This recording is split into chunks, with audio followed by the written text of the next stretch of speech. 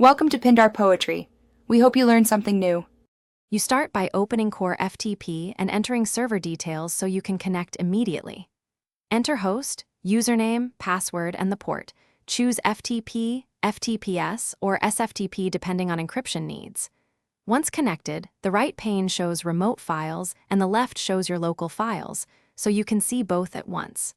Make sure to allow the program through your firewall when prompted. This lets the client establish a stable session and prevents intermittent disconnects. Now you navigate folders. Browse the left for local files and the right for remote files, and use the folder tree for quick jumps.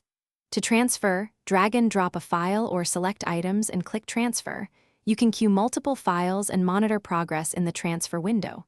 Make sure to set transfer type to auto, ASCII, or binary so file formats stay intact.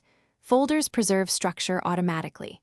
If you need speed, increase concurrent transfers in settings, but check server limits first. Finish by verifying that files uploaded correctly. Compare timestamps and sizes in the remote pane, and open a sample file if possible. Use the log and queue panels to spot errors and retry failed transfers. Requeue or resume where needed.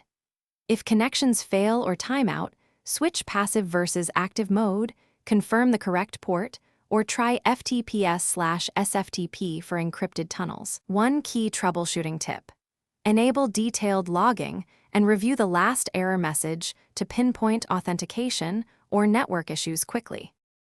Thanks for watching. Consider subscribing if we helped you.